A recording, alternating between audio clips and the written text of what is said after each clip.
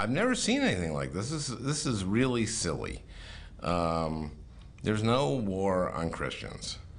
There may be Christians who think that this is a Christian country, when our Constitution is very, very, very clear. Religious liberty and Christian country are two different things. They're the actual opposite.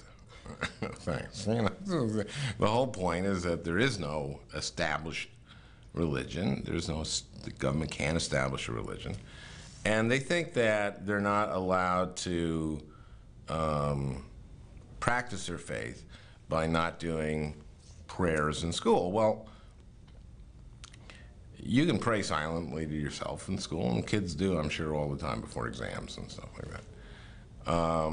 But a public school can't sanction a prayer because that's been ruled to be an establishment, to violate the Establishment Clause.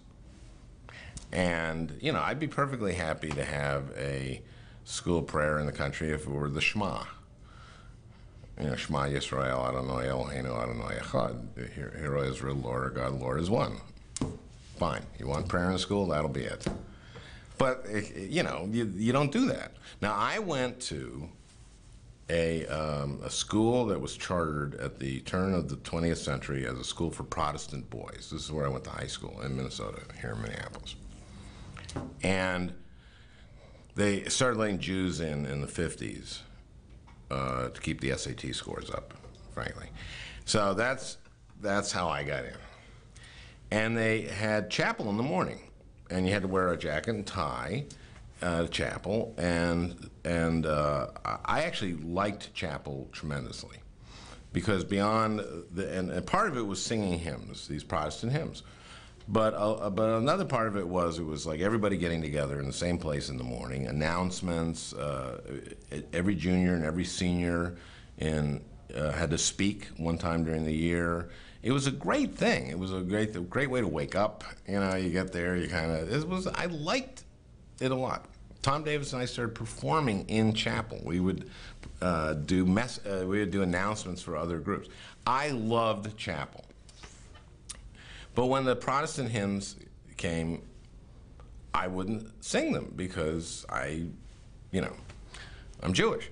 My math teacher stops me after class, says, Mr. Franken, I want you to stay back. I go, okay, sure. And he says, I noticed in chapel you don't sing the hymns. And I go, I remember going like, whoa.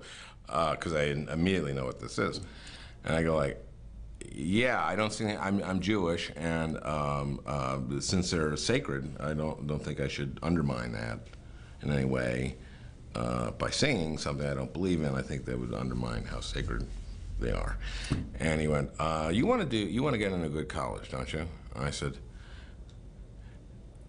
"Yeah." He said, "And to get in a good college, you need good math grades." I said, "Right." He said, "I'd sing the hymns."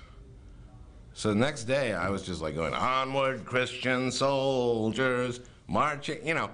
And I was like a resilient kid. I mean, it didn't mean, I just thought it was funny. And sometimes I would substitute Moses for Jesus.